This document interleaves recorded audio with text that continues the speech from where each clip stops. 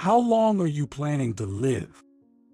Even if the love had completely faded, could someone really say such a thing to their wife, who had just been given a 6-month prognosis?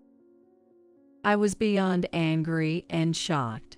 I was utterly dumbfounded. What? You do realize the prognosis is yours, right? What? My name is Julie. I believe aging gracefully is an eternal theme for both men and women. I've turned 60, but I haven't forgotten to stay stylish as a woman. Not for my husband. When I look in the mirror and see that my hair, makeup, and outfit are all on point, it lifts my spirits. At work, people are surprised to hear I'm 60 and say, "You don't look it," which is nice to hear.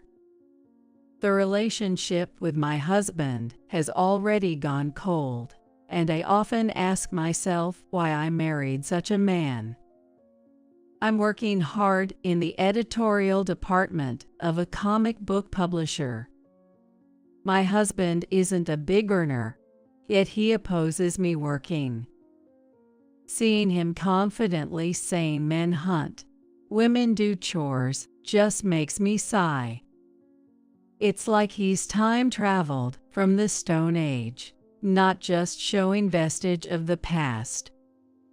I want to tell him that even in the animal kingdom, it's the lionesses that hunt.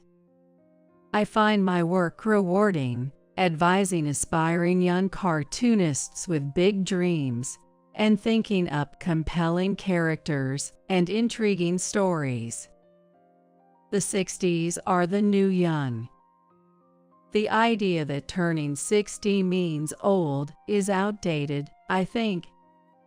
But my husband is different. When will you stop working?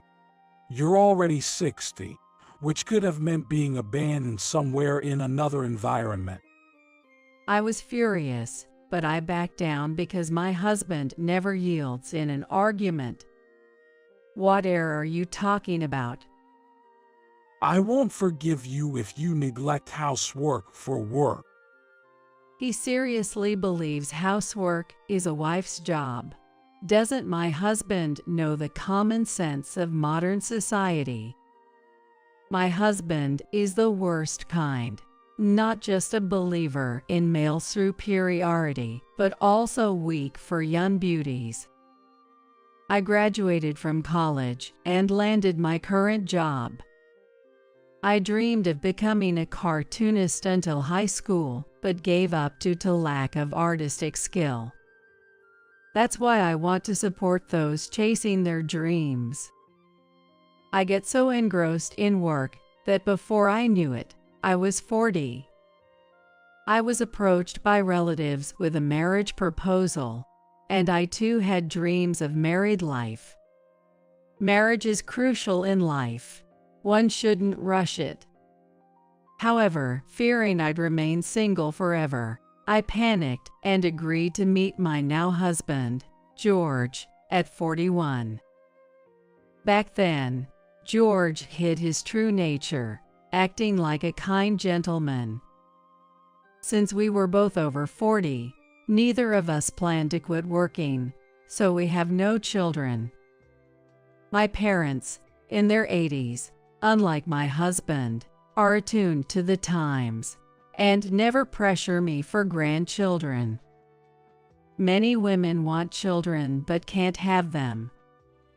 My parents understand that pressuring for grandchildren or asking about kids can be burdensome. Lately, my husband has been frequently using his smartphone and whispering on calls. I suspected infidelity, but felt no anger, perhaps a sign my love has completely cooled off. Once, my mother-in-law, Nancy, who lives nearby, visited us. Her husband, Ron, passed away 3 years ago, and now she lives alone. Nancy is 85 but always carries herself with authority. and even my husband can't stand up to her. It's not out of respect, though. It's probably for her money. That old lady is so cheap. She must have around $200,000 saved up. I'm an only child, so I'll inherit everything. I wish she'd hurry up and kick the bucket. I couldn't believe my ears at such an appalling statement. There are things you should and shouldn't say. I need to be nice to her, even if it's just pretend. Or she might do something crazy like leave all her money to a charity in her will. Just then, my mother-in-law, Nancy, appeared from the next room. Sorry for being so cheap. Mom, My husband turned pale and lashed out at me. idiot. Why didn't you tell me she was here? Keep it down, don't yell like that. You're disturbing the neighbors. With no excuse for his insults, my husband just hung his head in silence. While my husband was taking a shower to get away from her, my mother-in-law asked me, How long has it been like this between you two? This seems more serious than just a rough patch. I just smiled wryly and said, Can you tell? Julie, if it becomes unbearable, divorce is an option. There's a saying about the suffering of having to deal with someone you dislike, and I suppose the agony of having to meet someone you don't want to see is unbearable. Living with someone you hate is tough. You don't have to consider my feelings. Her kindness touched me deeply. She's so knowledgeable and cultured. It's hard to believe she's related to him. Maybe my husband really did time travel from the Stone Age. He had a health checkup at work this year, and apparently there were some concerns. Maybe it's his age, 61, or his unhealthy lifestyle taking a toll. He often comes home late and drunk. He says he was out drinking at a bar with colleagues, but I know he's been going to strip clubs. Never underestimate a wife's intuition. He went for a follow-up at the hospital, and one day we got a call from there. The doctor said, before I talk to him, I'd like to discuss something with the family first. It felt like a scene from a TV series, and I had a bad feeling. What the doctor told me at the hospital was shocking. 6 months to live. The prognosis of my husband's 6-month life expectancy sent a whirlwind of emotions through me. I was surprised at my lack of shock, felt a bit of pity, and even a sense of relief, which I then berated myself for as being heartlessly cold. A normal wife would be devastated to hear her husband had only 6 months to live, and there I was, acting it out. Could there be some mistake? Unfortunately, you should prepare yourself. Whether to tell him depends on his personality, and you know your husband best. What about his personality? If he's the type to despair and act recklessly, breaking the news suddenly is dangerous. But if he's optimistic and strong-willed, it might be better to tell him.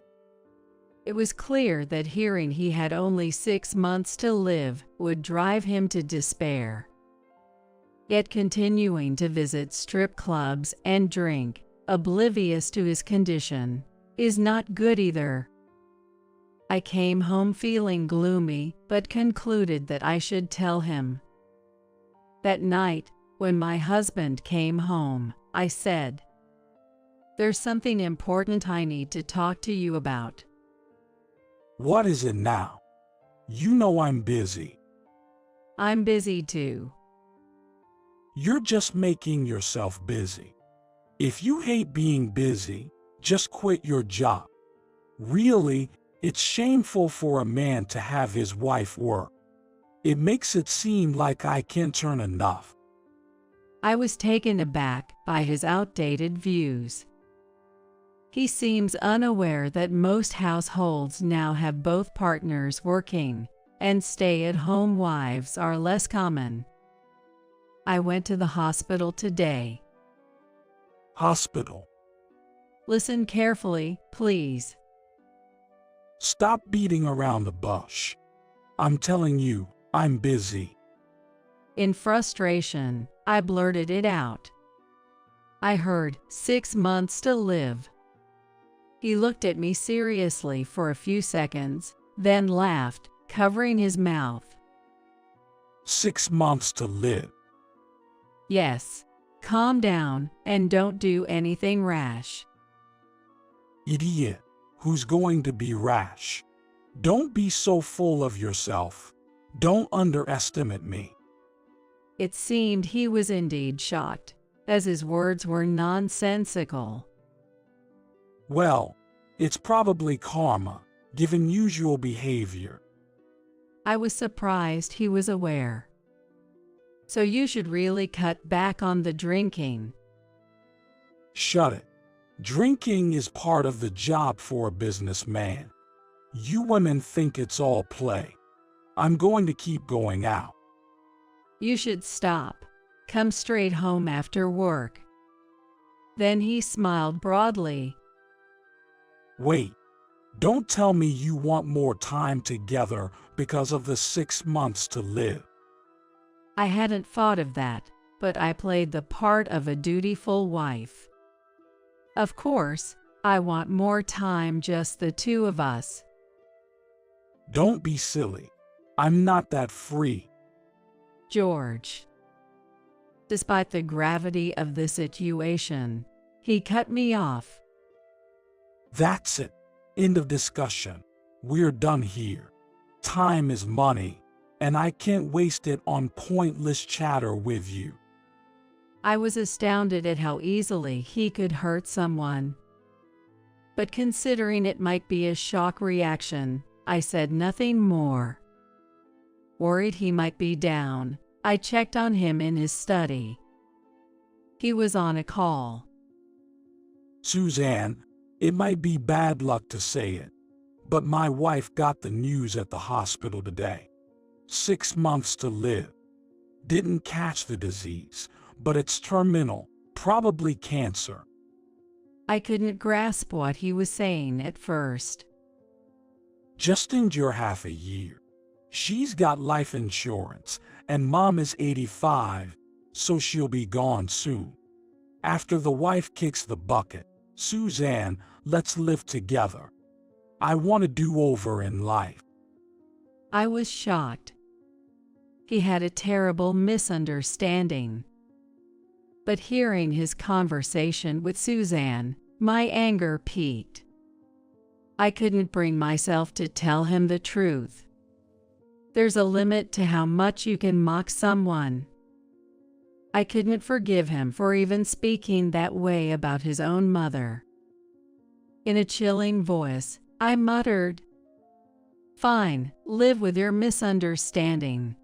Though for you, a lifetime is just 6 months." After our talk about his life expectancy, he didn't just come home late.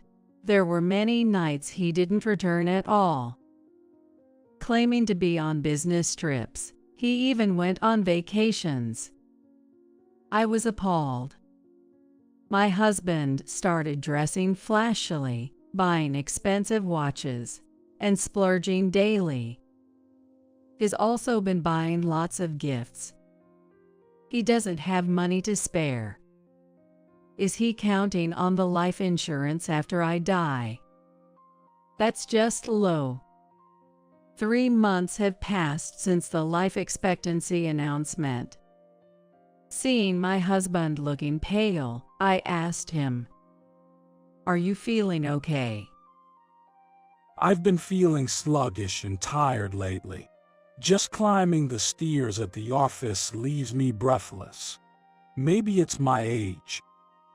You should cut back on the alcohol. Shut up. I've said drinking is part of my job in sales. If all you can do is depress me, then just drop dead. I was furious, but I deliberately didn't retort. Nagging women are the worst. You and that old hack should just drop dead.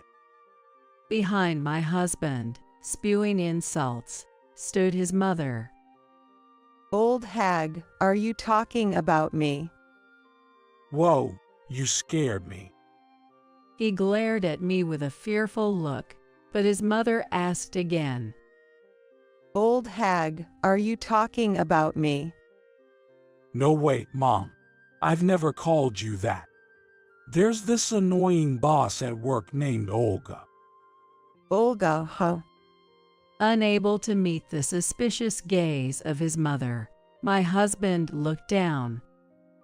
My husband, who seemed to want to complain about me not telling him his mother was there, just walked away. 4 months post-diagnosis. He's been coughing more, taking more days off work, and despite previously having high blood pressure, now it's low. He gets dizzy and almost fell down the stairs. Yet, he still goes on business trips, planning to spend his last days not with his wife, but with his mistress. But knowing he's romping around with a mistress while thinking his wife only has a few months to live makes sympathy hard to muster. He complains of cold hands and feet even on warm days, and says he's in pain all over. If you're feeling unwell, you should cancel your business trips. Don't meddle in my work. Those trips are the only thing I look forward to. I mean, they're important, and I'm the only one who can do them. Should I call your office and ask your boss to excuse you from the trips? As expected, he exploded in anger. Just try it. I will never forgive you. I had to suppress a laugh. I felt pity for my self-inflicted husband, but was conflicted about telling my mother-in-law, Nancy, the truth. She's been kind to me since we were newlyweds. Then an unexpected visitor arrived. A young woman I'd never seen before. Pardon me, but who's visiting? My name is Suzanne. Nice to meet you. Suzanne. Could she be my husband's mistress? The audacity to come to her home had me on high alert. I'll get straight to the point. Please release George, your husband. Release him? While conversing, I was honestly astonished. Even from a woman's perspective, Suzanne was stunningly beautiful, charming, with great style and fashion sense. I couldn't fathom why such an attractive woman would be involved with my husband. He's not wealthy, so it can't be for his money. Surely, it can't be true love either. So, is this a scam? George is suffering. I think it's due to stress, so could you please divorce him? I couldn't help but smirk at her audacity before replying. What you're doing could be against the law. Isn't it absurd to discuss such matters so openly with the lawful wife? Yet, she was undaunted. People sometimes meet their soulmates after marriage. It's foolish to be bound by the formality of marriage in such cases. Life is too short after all. I realized. Continuing this conversation might make me lose my composure, so I ended it with a smile. He's already been released from heaven. Whether he's going to heaven or hell, I'm not the judge to say. She looked momentarily stunned, then laughed brightly. Judge of the afterlife, you're funny. I'm not funny at all. By the way, how old are you? I'm 29. 29, still in her 20s. It made my head spin. The age gap was more than 30 years. I couldn't hide my surprise. If you don't mind me asking, what do you do? He visited the place where I work. He's incredibly kind, a really good person. Are you with my husband out of genuine affection? Of course, George is tough and skilled. Stop. I glared at her with a smile. If you keep talking, I'll really strangle you. Haha. This is no laughing matter. Susan stared at me silently for a few seconds before speaking. Meeting you for the first time today, you're nothing like I imagined. Honestly, I'm surprised. Did my husband talk bad about me, calling me a witch or something? Susan laughed. He never spoke ill of you. I just didn't expect you to be such a wonderful person. I wasn't about to take pleasure in being complimented by his mistress, but I started to feel that Suzanne wasn't all bad. It's hard to like the mistress on principle, but I could see how such a woman could easily charm that fossilized, dried-up man. True love, but soon, the moment will come when your feelings will truly be tested. What? Her puzzled tilt of the head was quite charming. I harbored no regrets about my husband ensnared by this siren, but I felt a twinge of sympathy for her. It's been almost 6 months since the diagnosis. My husband looked pale and missed work again today, but seeing me return home full of energy, he sneered. How long are you planning to live? Even if our love had completely cooled, could anyone really say that to a wife who's been given 6 months to live? I contained my anger, maintaining my composure. Really, you and that old lady are tough as nails. Hated by some, loved by others. Forget about me. Just stop speaking ill of your mother. Suddenly, he exploded in anger. Stop that. Who are you to tell me what to do? Oh, I get it. With your time running short, you've got nothing to lose. So before I die, let me speak my mind. Marrying you was the biggest mistake of my life.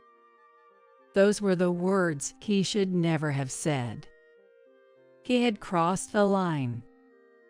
Anger surged within me, and I blurted out, "Is that your final statement?" Final statement. Wait, you haven't written some weird will, have you? Have you written a will?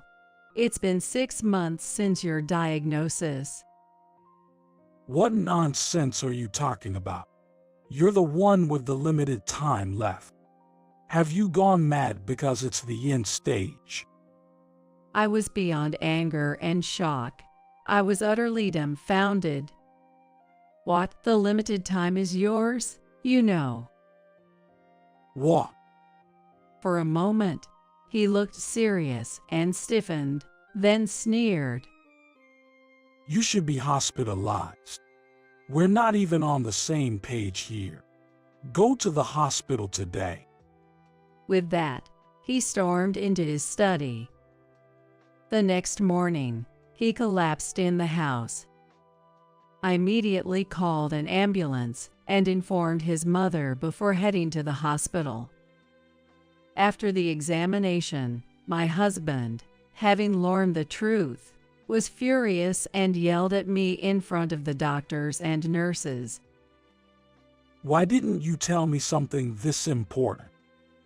I did 6 months ago. Don't lie, because the one with limited time is you. Recalling the conversation from half a year ago, my husband was bewildered. Back then, I never specified who received the prognosis. So, you took advantage of my misunderstanding, you devil. This is a hospital. Please be quiet. Outsiders, back off. Are you all in this together? He pointed at the doctor and nurses, becoming entangled. It was a chaotic scene, and my husband was almost hysterical.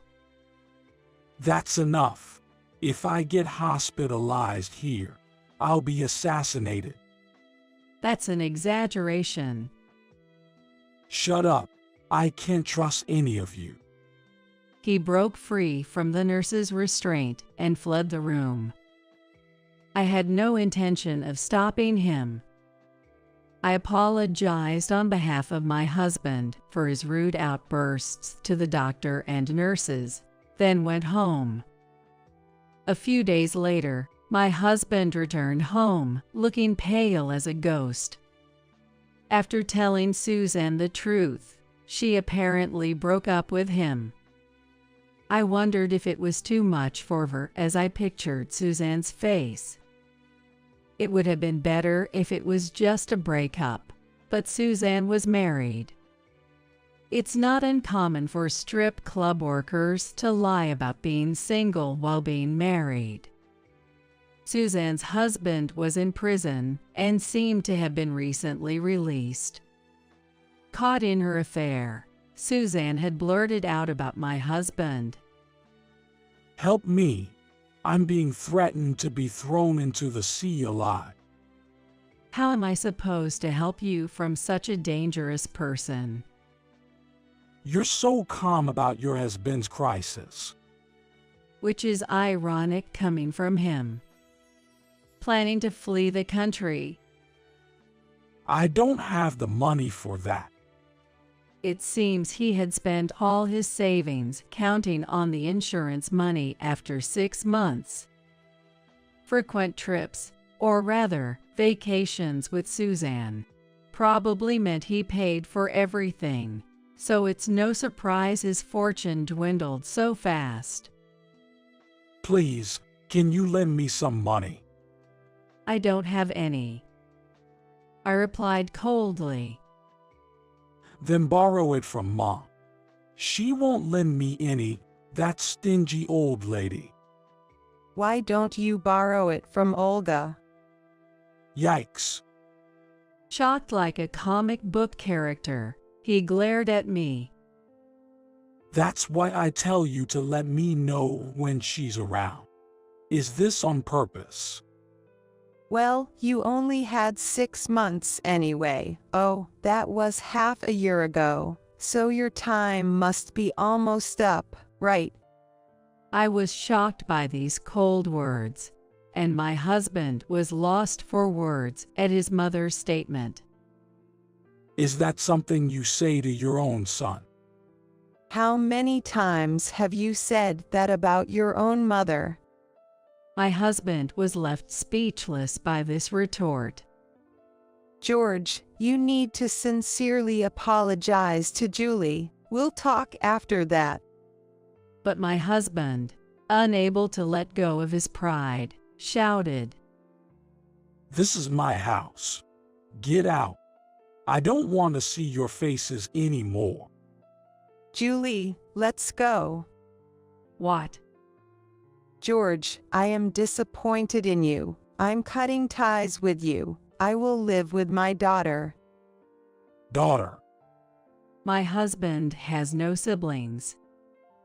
I was shocked, thinking of a hidden child, but his mother said, Julie is my daughter. Do you have a problem with that? Nancy. My husband was dumbfounded by the unexpected revelation.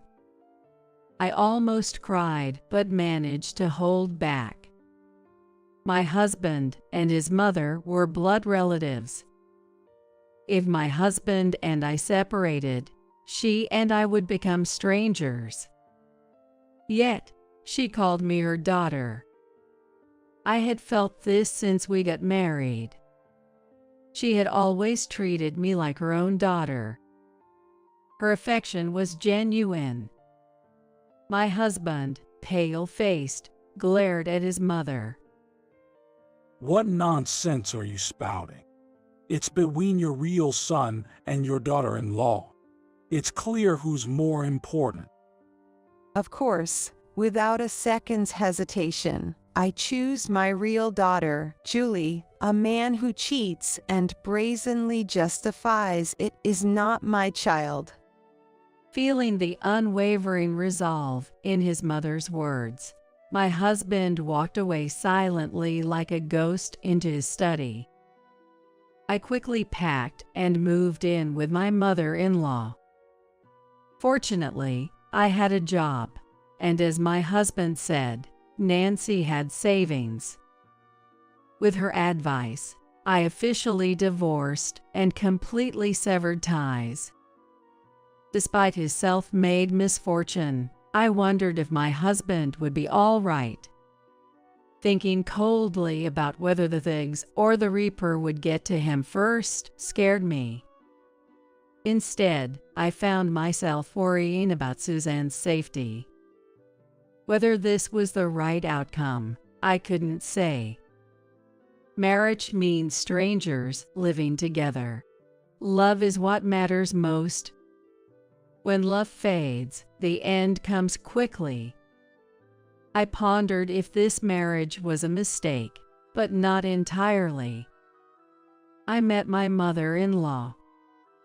We continue to live happily, like a real mother and daughter. My parents were initially surprised but understood everything after I recounted the tumultuous 6 months. Now I am happy. Happiness is not something given by others.